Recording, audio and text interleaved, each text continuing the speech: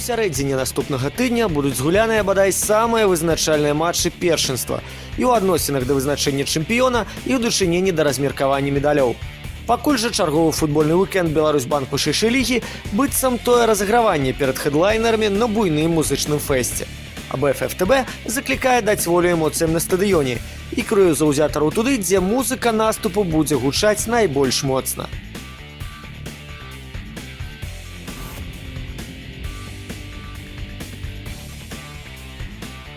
Лідар першынства 3 апошнімі сустрэчамі запісаў на рахунак 13 забітых мячоў. Паказчык фантастычны, калі не ўзгадваць, што менавіта ў берасцейскіх шыхтах зараз запальвае лепшым бамбардзір вышэйшай лігі, калі браць адрэзак у 5 апошніх чэмпіянатаў.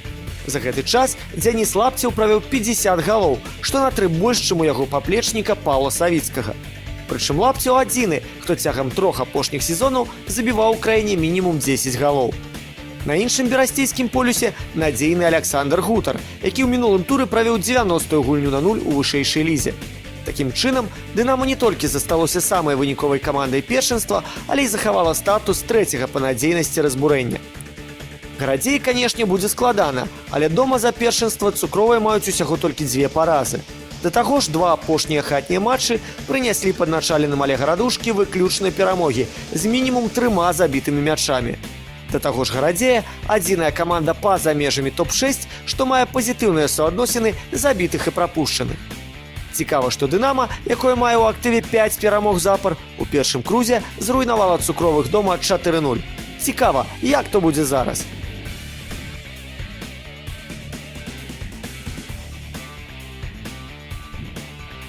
Тыдзень таму Сяргій Зяневіч з перамогі пачаў сваю дзейнасць на чале аўтазаводцаў. Тым не менш, гэта не дало крэдыту даверу выконваючаму абавязкі. Тэзісы на гульню са Слуцкам чорна-белым будзе даваць ужо, відаць, па ўсім і Юрый Пунтус. Экс-настаўнік нацыянальнай зборнай вярнуўся ў эліту з Белшыны, што ідзе ў лідарах першай лігі. І зараз Юрый Осіфавіч паспрабуе аднавіць машынны ход Тарпеда. Ён у аўтазаводцаў пры супраціўленні цукровых неблагі. 4 апошнія сустрэчы ў чэмпіянаце Слуцк не можа скарыць апанента. Ды і ўвогуле, за 5 год супрацьстаяння ў топ-турніры Беларусі аўтазаводцы дазвалялі сабе хібіць толькі двойчы ў 2014 і 2017 годах. Абодва разы гэта здаралася на выездзе, і ў родных сценах Слуцк можа бачыць нейкую дадатковую абарону ад навалы. Супраць жа цукровых статыстыка гулень з камандамі, што зараз знаходзяцца вышэй іх у табліцы. Пры сустрэчах з прадстаўнікамі топ-7 на рахунку падначаленых Віталя Паўлова толькі 2 перамогі ў 10 матчах. Абодва над прадстаўнікамі Мінска альбо сталічнага рэгіёна. Усе ж, хто паходзіць здалячынь ад мегаполіса, адным сваім знешнім выглядам, як тыя белыя хадакі, павяргаюць случан у транс. Як то будзе з аўтазаводцамі, што 3 актыўныя гульні запар на чужым полі скончылі ўласнай паразай.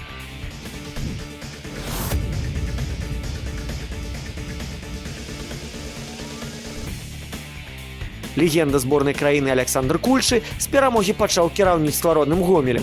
Нягледзячы на тое, што перамога над Віцебскам стала толькі 4-й для белазялёных у сезоне, яна натхніла ўсіх прыхільнікаў футбола на поўдні.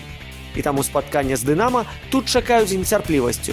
А яшчэ і таму, што да Кульшыя завітае яго былы паплечнік па галоўнай камандзе краіны Сяргей Гурэнка.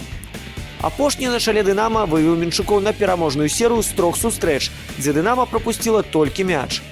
Усяго ж белаблакітныя маюць 5 перамог у 6 апошніх турах. Плюс колькі тыдняў таму падначаленыя Гурэнкі выбілі Гомель з 1/8 Кубка Беларусі. Праўда, зрабілі гэта толькі ў дадатковы час 3-1. Дарэчы, з аналагічным лікам скончылася і супрацьстаянне ў Мінску ў першым крузе, але тады абодва калектывы выглядалі і рухаліся зусім інакш. Дадамо, што на сваім полі Гомель у апошніх 5 сустрэчах з улікам Кубка забіў мінчукам толькі раз і зараз спадзяецца выправіць становішча за кошт Віталя Квашука.